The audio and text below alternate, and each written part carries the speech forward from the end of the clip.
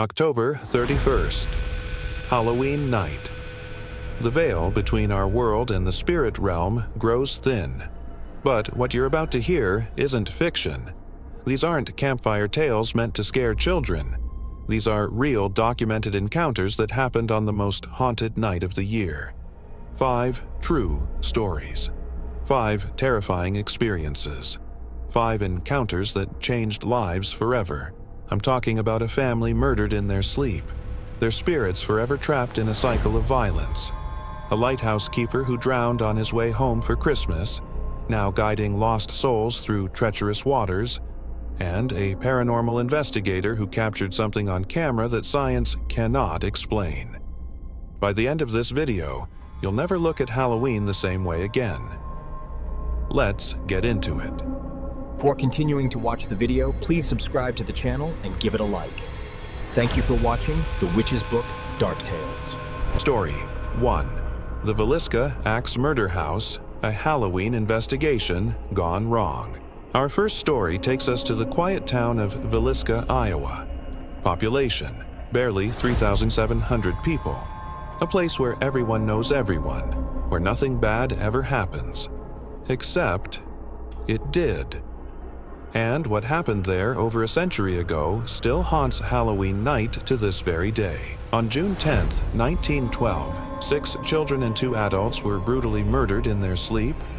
The killer used an axe to crush their skulls with such force that the ceiling was covered in blood. The Moore family, Josiah, Sarah, and their 4 children, plus 2 young guests, were all slaughtered in the dead of night. The murderer was never found. The case remains unsolved to this day. But here's where it gets truly disturbing. The house still stands. In 1994, new owners restored the property to look exactly as it did the night of the murders. They opened it as a tourist attraction. You can actually stay overnight in the house for $428 per night. And people do. Paranormal investigators, thrill seekers, curious tourists, they all come to spend the night where one of America's most brutal unsolved murders took place. The house has been named one of the most haunted locations in America by paranormal investigators. And the stories from overnight guests, they're absolutely chilling. Now, here's the Halloween connection. Every October 31st, the house sees its highest number of paranormal activity reports.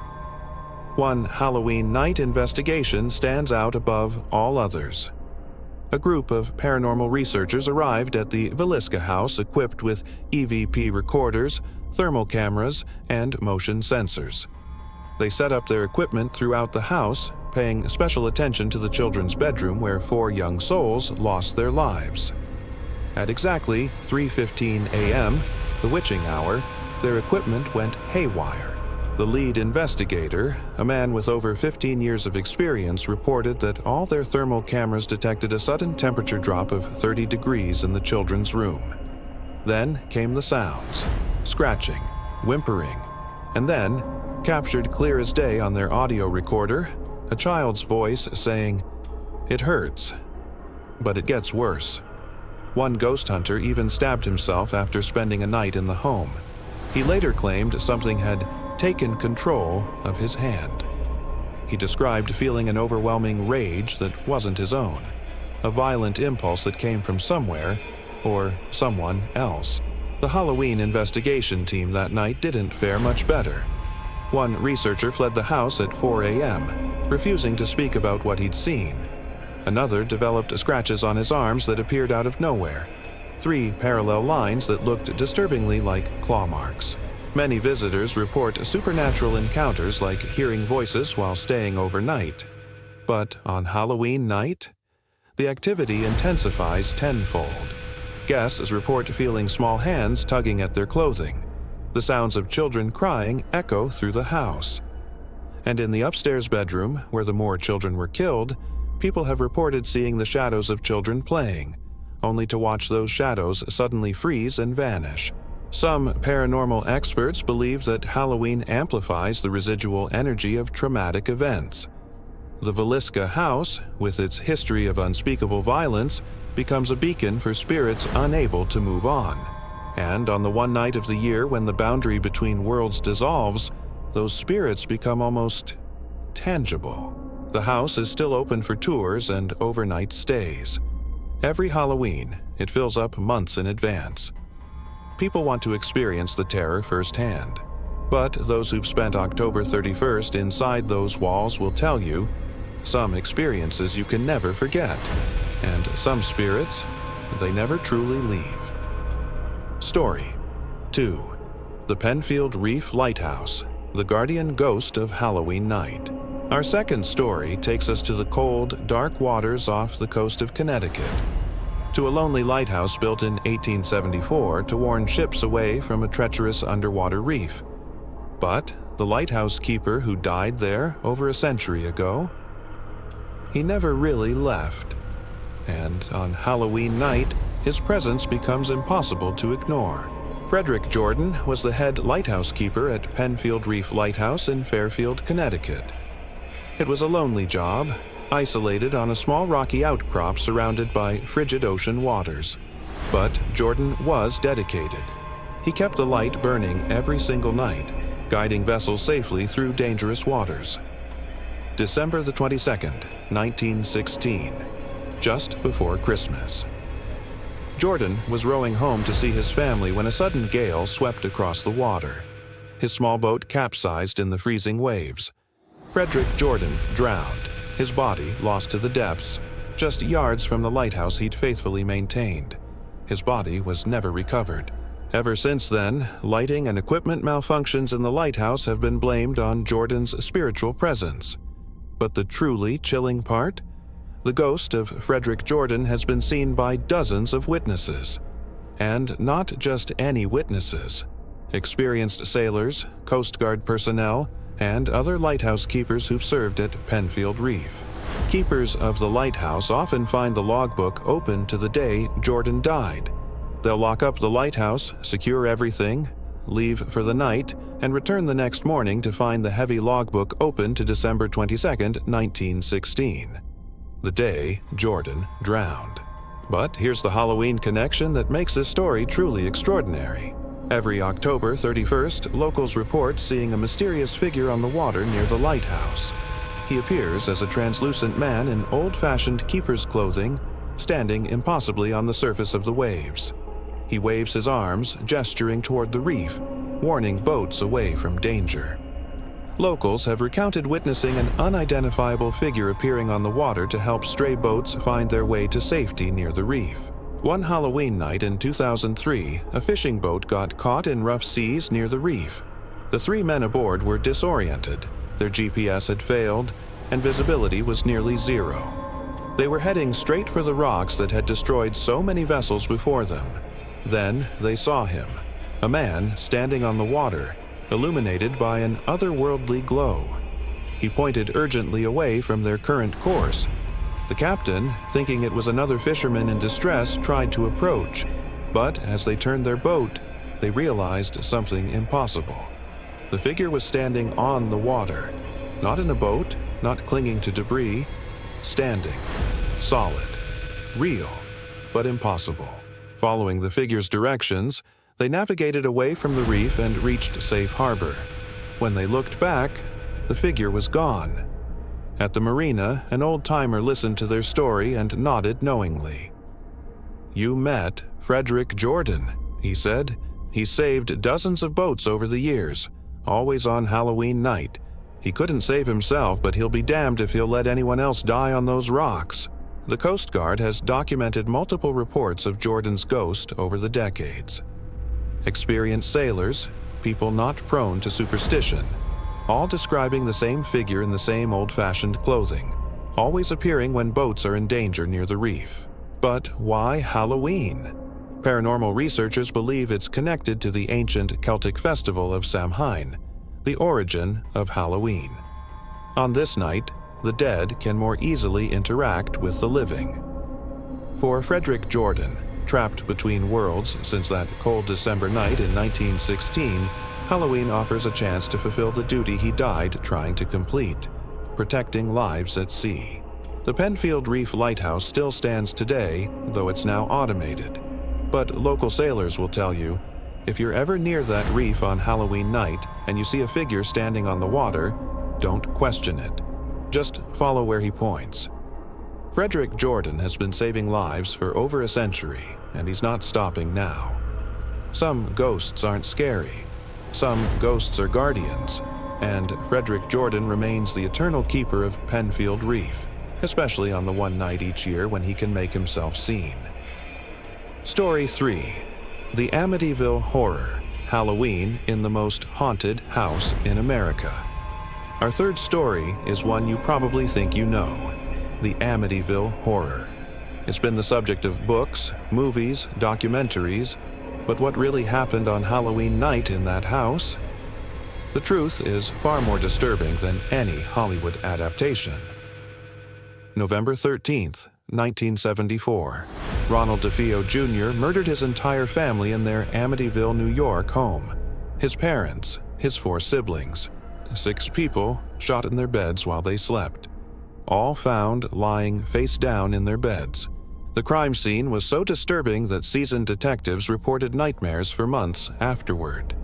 DeFeo claimed he heard voices urging him to commit the murders.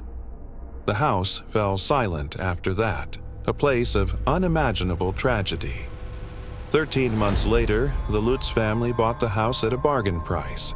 They knew about the murders, everyone did, but they believed they could make it their home. They lasted 28 days. The Lutz family claimed that during their 28-day stay they witnessed several strange and unexplainable events, including doors flying off their hinges, slime seeping out of walls, and ghosts. George Lutz used to wake up at 3:15 every morning, the exact time the DeFeo murders were carried out. Every single morning, 3:15 a.m. like clockwork. He'd wake up with a sense of overwhelming dread, compelled to check the boathouse. He never found anything, but he couldn't stop. It was as if something was controlling him, forcing him to relive the killer's routine. But the Halloween connection is something few people know about. Before the Lutz family fled in January 1976, they spent one Halloween night in the house, October 31st, 1975. And that night, according to later interviews with family friends who visited, was when the activity reached its peak. Kathy Lutz reported that their daughter Missy was talking to an imaginary friend named Jody, a demonic pig-like creature with glowing red eyes. On Halloween night, multiple witnesses saw red eyes glowing in Missy's bedroom window from outside the house. When they rushed upstairs, Missy was calmly playing with her toys, talking to empty air. Jody says Happy Halloween, she told them.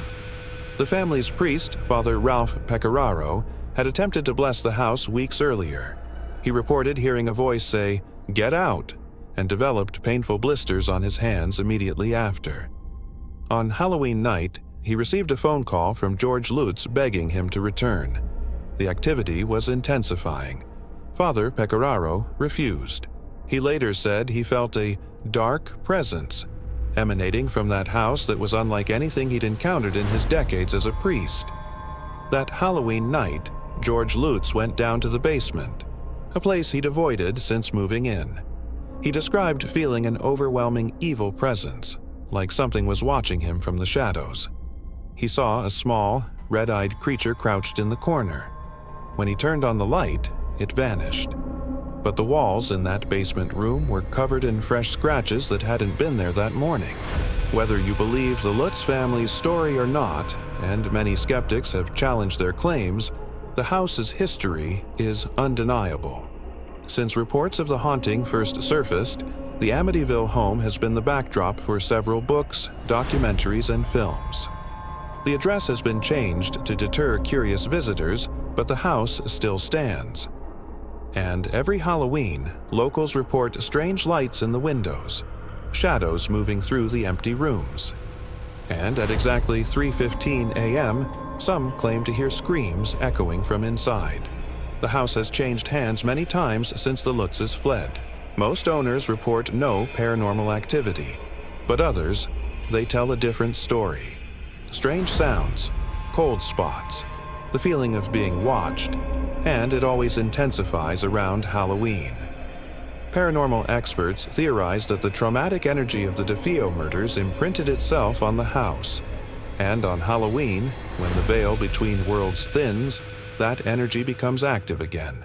The victims, perhaps, trying to communicate, or something darker, feeding on the fear and tragedy that saturated those walls. The Amityville house stands as America's most infamous haunted location. And if the stories are true, Halloween night is when it's at its most dangerous. Whatever lives in that house, whether it's the spirits of the dead or something more malevolent, Halloween is when it's strongest. Would you spend a Halloween night in the Amityville house? After hearing these stories, I'm not sure anyone should. Story 4. The Bell Witch, the Halloween haunting that killed a man. Our fourth story takes us back to the early 1800s, to rural Tennessee, where a family experienced a haunting so violent, so terrifying, that it became legendary. The Bell Witch. And what many do not know is that the entity's most vicious attacks occurred during the fall harvest season, particularly on Halloween night. In the early 1800s, John Bell and his family settled in Adams, Tennessee. But their peaceful life on the farm was soon disrupted by strange and terrifying occurrences. It started small, knocks on the door, whispers in the night, but soon escalated to violent attacks, particularly aimed at John Bell's daughter, Betsy. The family claimed that an entity, which they called the Bell Witch, would slap, scratch, and pull their hair. But this was no ordinary haunting. The entity was said to speak, mocking and taunting the family with eerie laughter. Neighbors heard it. The local minister witnessed it.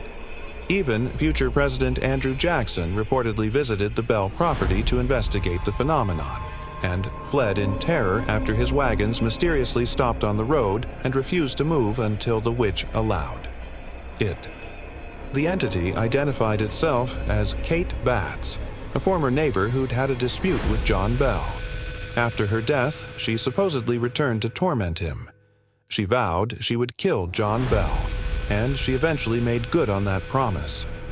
Legend has it that the witch was responsible for John Bell's death in 1820, claiming to have poisoned him. On December the 20th, John Bell died under mysterious circumstances. A strange bottle containing an unknown substance was found near his bedside. When tested on an animal, the creature died instantly. The witch's voice was heard throughout the house that day, singing and laughing in celebration of Bell's death. But the Halloween connection is what makes this story particularly relevant today. Historical records from the Bell family and their neighbors describe October as the most active time for the entity. During harvest season, when the family was busy with farm work, the attacks would intensify. And on Halloween night, what was then known as All Hallows Eve, the witch's power seemed to reach its peak. One Halloween night in 1819, the year before John Bell's death, the family held a harvest gathering. Neighbors came to help with the final preparations for winter. It was meant to be a celebration. Instead, it became a nightmare. According to accounts written by family members, the witch began speaking during dinner, loud enough for all guests to hear. She knew things she shouldn't have known. Secrets, private conversations, sins people had never confessed.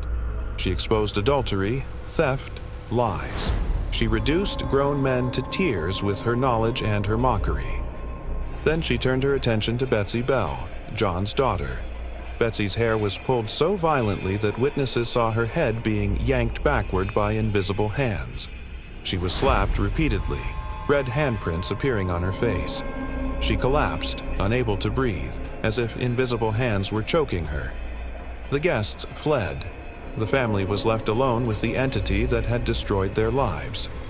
Why was Halloween so significant? The Bell Witch seemed to draw power from it. The same way modern paranormal researchers report increased activity on that night, the Bell family experienced the worst attacks when the veil between worlds grew thin. The Bell Witch has been the subject of films, podcasts, and books, including An American Haunting and legends that inspired the Blair Witch Project. The Bell Witch Cave in Adams, Tennessee, is still open to visitors today, and locals will warn you, don't visit on Halloween night. The witch is still there, still angry, still powerful. Modern paranormal investigators who've visited the cave on October 31st report the same phenomena the Bell family described 2 centuries ago: voices in the darkness, physical attacks, overwhelming feelings of dread and malevolence. The Bell Witch stands as one of the few documented hauntings where the entity actually succeeded in killing someone, and Halloween was when she was at her most dangerous. The case has been studied by paranormal researchers, historians, and skeptics alike. No one has ever provided a satisfactory explanation for what tormented the Bell family for years. Was it really the vengeful spirit of Kate Batts? A poltergeist? Some unknown natural phenomenon? We may never know, but the Halloween connection remains undeniable. Whatever haunted that family grew stronger on that one night each year.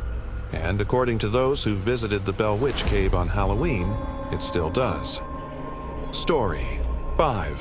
The Stanley Hotel. Stephen King's Halloween night inspiration. Our final story takes us to the Colorado Rockies, to a grand hotel built in 1909. The Stanley Hotel.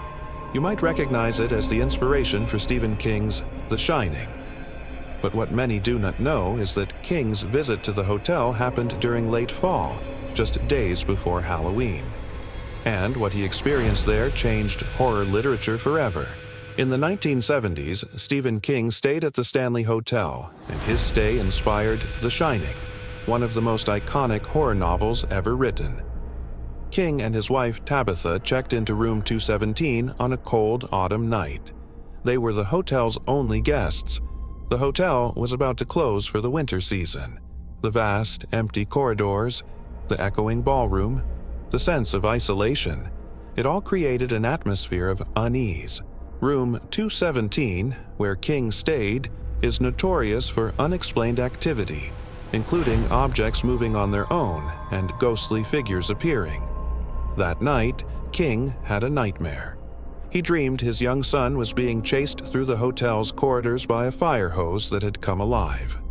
He woke up, walked through the empty hotel, and by the time he returned to his room, he had the entire plot of The Shining in his head. He wrote it feverishly over the following weeks, channeling the dread and terror he'd felt in that isolated hotel. But was it just a nightmare? Or did something in the Stanley Hotel whisper that story into King's mind? The Stanley Hotel has been the site of numerous ghost sightings since it was built. Guests often report hearing children laughing and playing in the hallways, despite no children being present. The ghost of F.O. Stanley, the hotel's founder, is said to wander the halls, particularly in the lobby and bar area. His wife, Flora, a pianist, is often heard playing the piano in the ballroom late at night, even though no living hands are on the keys. But the Halloween activity? That's when the Stanley Hotel truly comes alive. Every October, the hotel hosts ghost tours and Halloween events.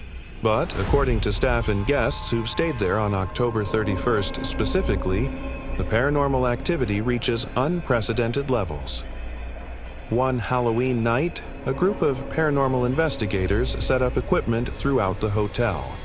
In room 217, King's room, their thermal cameras detected multiple cold spots moving through the space. Their EVP recorders captured whispers including one clear phrase, "Get out." In the ballroom, multiple witnesses heard piano music playing at 2 a.m., despite the piano being locked and covered. When security investigated, the music stopped immediately. But several guests swore they heard Flora Stanley's favorite classical piece echoing through the empty halls. On the 4th floor, known for the most intense paranormal activity, guests report seeing children running through the hallways. These aren't living children. They wear old-fashioned clothing. They appear and vanish instantly, and they make no sound.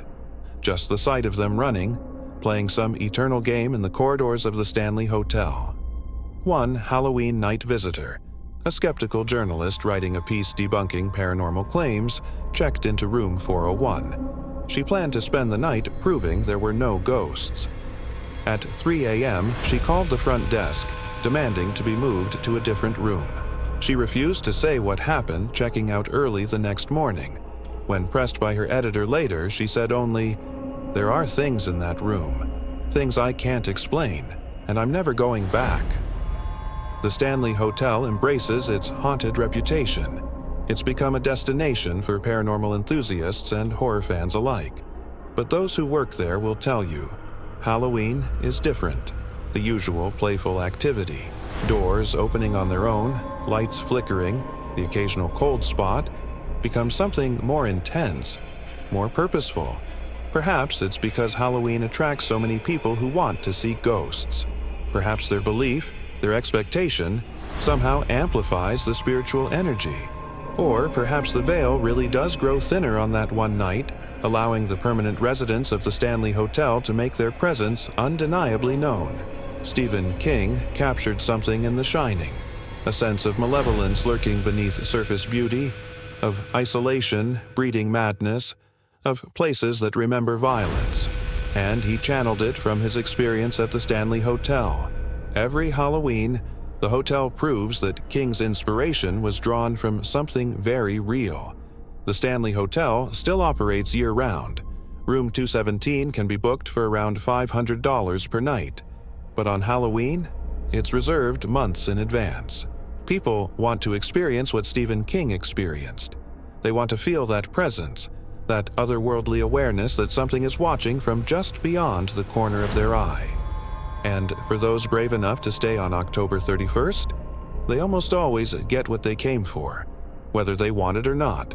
5 stories, 5 documented hauntings, 5 connections to Halloween night that cannot be explained away by coincidence or imagination. From the Villisca Axe Murder House, where the spirits of murdered children still cry out for justice, to Frederick Jordan, the lighthouse keeper who died but never stopped protecting lives, to the Amityville house, where unspeakable evil may still reside, to the Bell Witch, whose violent rage persists 2 centuries later, and to the Stanley Hotel, where the line between inspiration and haunting becomes impossibly blurred. These aren't just ghost stories. They're documented encounters, places you can visit, witnesses you can interview, evidence you can examine. Halloween isn't just a commercial holiday for candy and costumes. It's rooted in ancient beliefs about the thinning veil between the living and the dead. And maybe, just maybe, those ancient beliefs hold more truth than we'd like to admit. These 5 locations experience their most intense paranormal activity on October 31st. Skeptics call it mass hysteria, suggestion, environmental factors. But the people who've experienced it, they know better.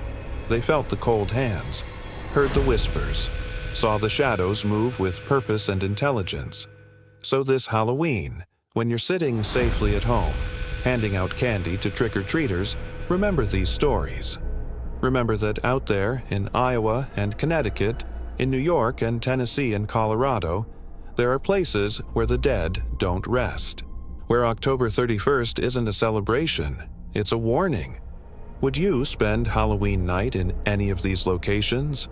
Would you sit in the children's bedroom of the Villisca house at 3:15 a.m.? Would you stand on the water near Penfield Reef, waiting for Frederick Jordan to appear? Would you sleep in the basement of the Amityville house? Visit the Bell Witch Cave? Stay in room 217 of the Stanley Hotel? The doors are open. The locations are real. And Halloween is the one night when you're most likely to encounter something that defies explanation. Sweet dreams. If you enjoyed these true ghost stories, hit that like button and subscribe for more real paranormal encounters. Comment below, which of these 5 hauntings scared you the most? And would you ever visit one of these locations on Halloween night? Let me know. Until next time, stay safe out there, especially on October 31st.